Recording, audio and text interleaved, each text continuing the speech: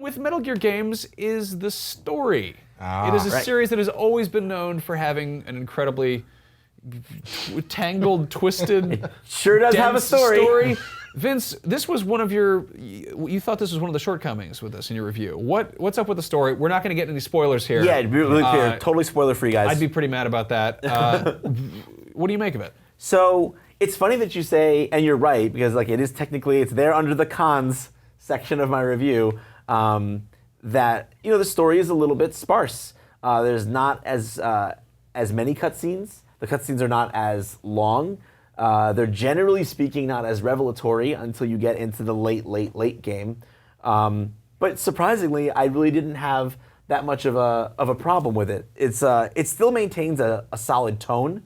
There's a somberness and a heaviness that I actually appreciate and like about it. But the reason I did count it as a bit of a negative is because Metal Gear.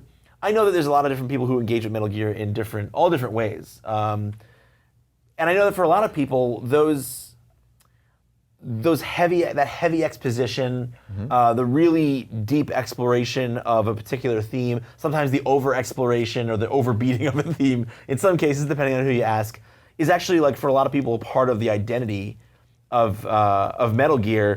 And it's impossible to play this game without noticing how reserved Metal Gear 5 is in that regard. Mm-hmm. Well, I think the opening of the game is a reminder, it's a message to the fans that, no, we haven't forgotten what you love. Don't worry, guys. We understand what draws you in, because there is some crazy, story-heavy type stuff there very early on. A lot of it's not explained, but you see things that make you go, whoa. Yeah. That's also a real big, glaring, scary warning for anybody who hasn't ventured into the world of Metal Gear. Brendan, what? I actually have to object with Really? that. Because of the story. And this is Okay. coming from someone who did not play Metal Gear games, because I am not only left in the dark, but I'm not feeling that explanation. And I think that for the cassette system that you listen to, at Intel, is a really novel concept. And it's really cool if you're in a helicopter, I want to get some backstory on the base. But I feel that there's a lot of those conversations, especially when there's between Snake and Ocelot and Miller, that I would have loved to have seen played out in front of me. I don't understand why some really interesting concepts about those first hours, and they talk about them like, hey, Snake, what about that thing? Like, why am I not seeing them face to face? And I'm really, I don't know, it's not a huge flaw for me, but it is enough to knock off the masterpiece for me, because that so many of these important story beats are so far past the game. The game. They're in the quote-unquote. post game, and that to me, I don't understand why they wouldn't bring some of that to kind of fuel you onto the end. To go oh, hey, some cool thing happened, just listen to a tape about it. So let me ask you, I just want to ask a kind of a follow-up to that. As someone who hasn't come to the series before, so you're saying that, because if you were to ask me, people have asked me, like, do you think this is a good Metal Gear to be the first one? And I always tell them I think it is, because I think the core story is very simple. To me, anyway, it seems simple. It's a revenge tale. It's a guy wakes up from a coma. You were in a coma for 9 years. These are the people that did it to you. Go get more powerful and exact revenge on them. Like, I feel like it's fairly easy to follow. Did you feel because of some of the crazier stuff that you felt like excluded? Like there was something you were supposed to know but didn't? Yeah, I think it does. It is actually a really good jumping off point for a Metal Gear. People who haven't played like me. That is a good analogy. But I do think that there are some things that happen, and you're like, I feel like I should know what's going on, or someone else would know, but I don't, and they never really tell me. They're kind of like, oh well, how about that thing? And he just ignores it. To a degree, that's just Metal Gear. Yeah, to a degree. But I played a lot of Metal Gear, but I appreciated that change. Honestly, I like the insane G.I. Joe meets James Bond meets Japanese otaku meets Saturday morning cartoon nature of Metal Gear. I like that zaniness, but I do get tired of the 14-hour cutscenes. I don't think they needed to be that long. Yeah, I was okay with the tapes because it let me take the story at my pace, literally put the story in my pocket and carry it with me as I was doing something I found more interesting. And then something else story being what it is, whether you think it's absolutely silly, absolutely crazy, or really compelling, and I think there's a little bit of each of those in this, the opportunity not to have to sit and watch those guys talk for once was like a just cool water pouring all over me. Yeah. And that's like you said. This is. Go ahead. Yeah, no, it's funny because what you're describing to me is what I heard. I heard so much feedback like this on my Twitter feed. So many people were like, "Sparse story is," because that's the phrase I used on on the review card. People were like, "Those are the best 2 words I've ever heard about Metal Gear." Like that's it. With that one phrase, which is a negative, you've sold me to play this Metal Gear. I want to pose this. Could it be that it's not so much a sparse story as it is incredibly robust, dense gameplay? So, like, it's not so much that it's stretched out, it's spread thin, and that's always been kind of the big problem with games is how do you tell a story? How do you tell a story that somebody else is helping you tell? You know, how do you do that? And Kojima's always been trying to tackle that issue. That's kind of always been his thing.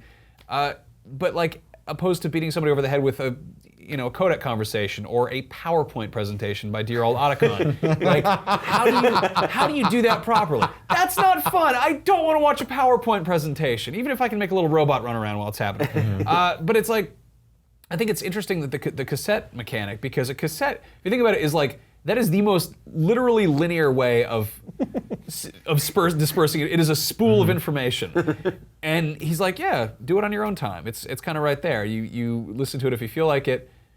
But then at the same time, you also have this wonderful kind of carte blanche of making your own story. And that's what happens so much here is the emergent gameplay of being in this sandbox. And like, if the game started out and you weren't, there was no cutscene, there was no crazy hospital sequence, and you're in Afghanistan, you are a super soldier, it's 1984, you're a badass. I feel like anybody could get into that, and I think it's kind of revisiting the stuff that made the first Metal Gear successful. It's like kind of like, you know what an action movie is? Well, you get to be that guy. You get a rocket launcher, you get a gun, you can ride a horse, you fight a thing. But like maybe if you want, there's some other stuff buried under there. But in the meantime, it's like, you gotta kill this guy. He's some colonel, who cares? How are you gonna kill him? You've got bombs, you've got a horse, you've got a robot walker thing, you've got whatever you have. How do you go about doing that? And then it becomes the story that you tell other people, It's, yeah, and this is my thing with, and again, this I think comes from the fact that I'm a little bit on the older side of the age scale for gamers and the generation I come from. Story was basically just kind of like a light backbone that gave you some kind of mild justification or framework for why you would play the game or why your character is literally doing the actions that they're doing. And to me, the story of Super Mario Brothers isn't so much like I'm saving a princess. To me, the story is like, yeah, I jumped on the back of this Koopa Troopa and then his shell went flying and it ricocheted that way and I jumped over it and then it hit like 5 dudes and it was awesome. Like, to me, that's my story when I play those games. And so I feel like the more games give you the opportunity to make interesting choices and give you freedom and then create a system and a world around you where you can make interesting things happen just by going forth and experimenting and playing the game, like, that becomes my story. I mean, like, I've done, we were on Podcast Beyond, I told a story about, one particular mission and how I tackled it. And there are so many of those stories. And maybe for some people, that doesn't replace, like, the big epic cutscenes or the crazy character moments that, say, like Metal Gear Solid 4 just has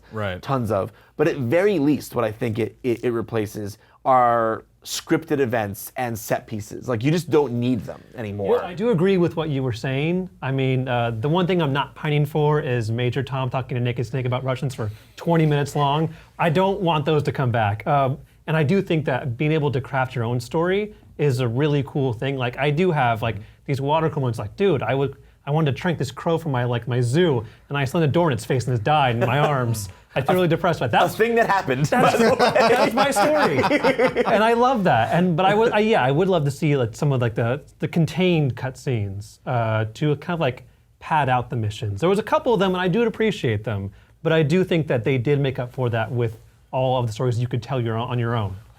I also think that what's really strange about this game, and if you've played Peace Walker, which I think, Jared, you have, right? And I have as well, not to as far as you have, I don't think. But basically, it's got this very odd structure where legitimately, at a point in the game, after a lot of missions and a very sizable chunk of time, I would say between 30 to 40 hours for most people, credits roll, like real credits. I mean, there's credits between every mission because that's just a thing this game does. Where yeah, it's Kojima.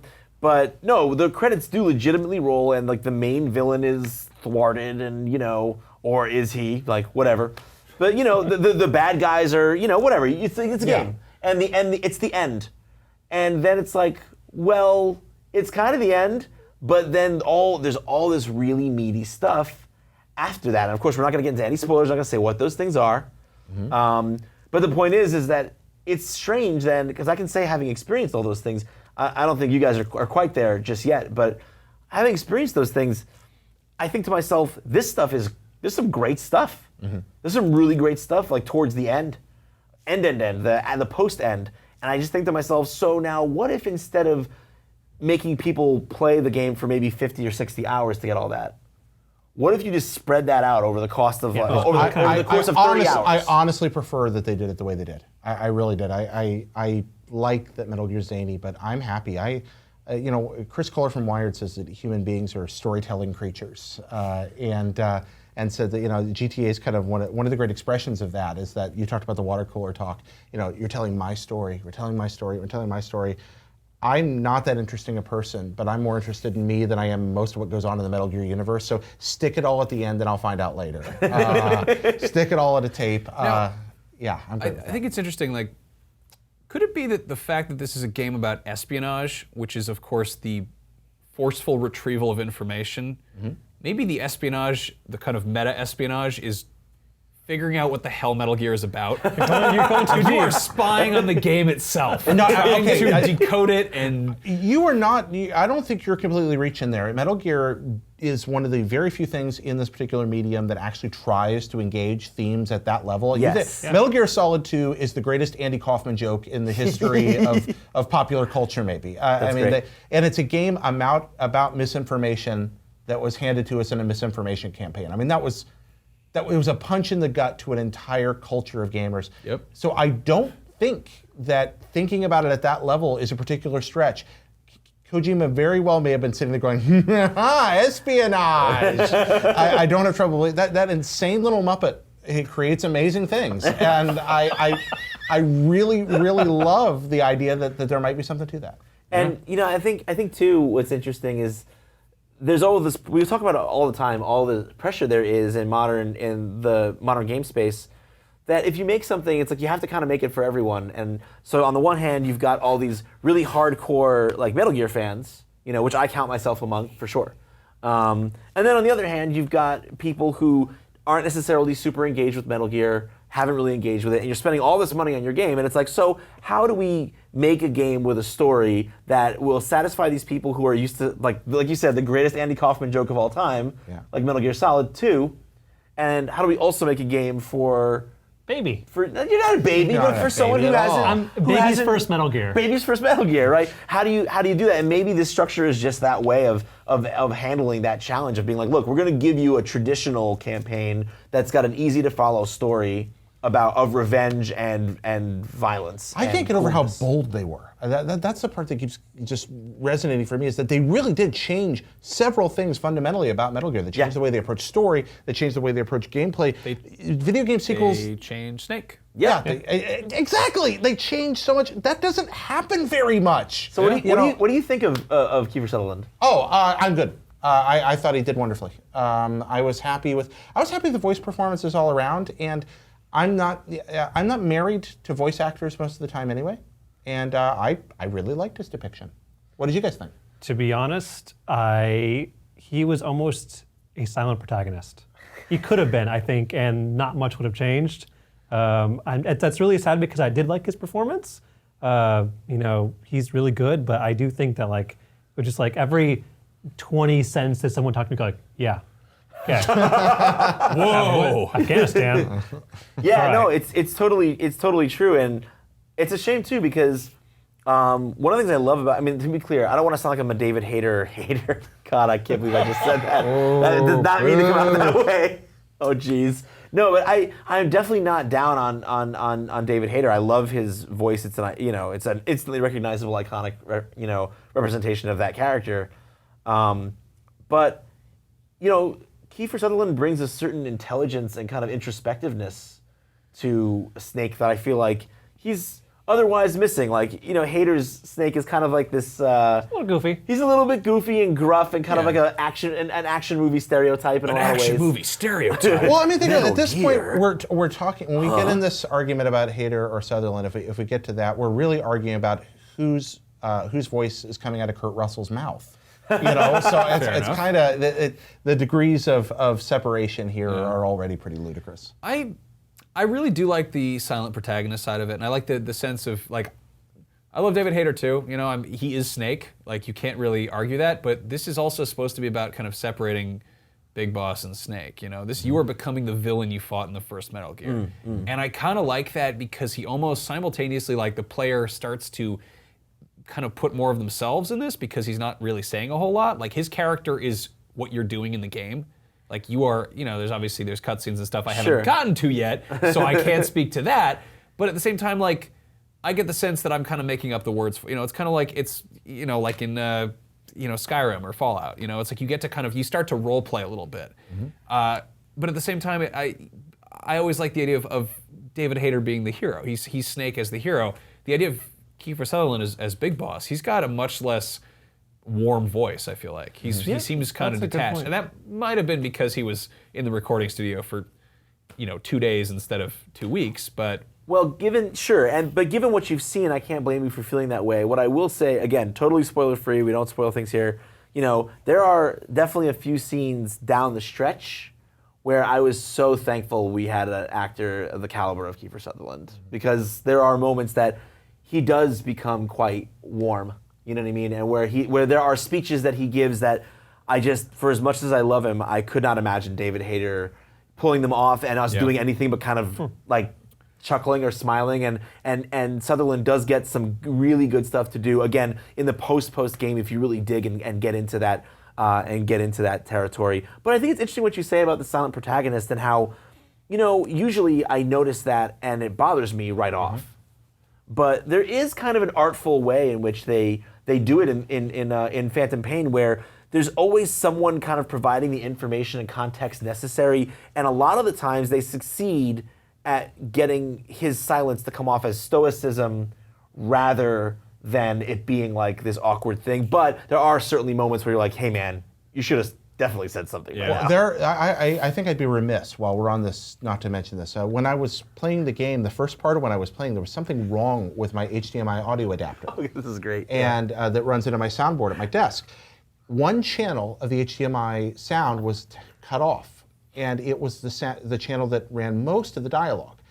I could hear the audio in the scene, the ambient background noise, the echoing voices when heads would turn. It had something to do with the surround sound system.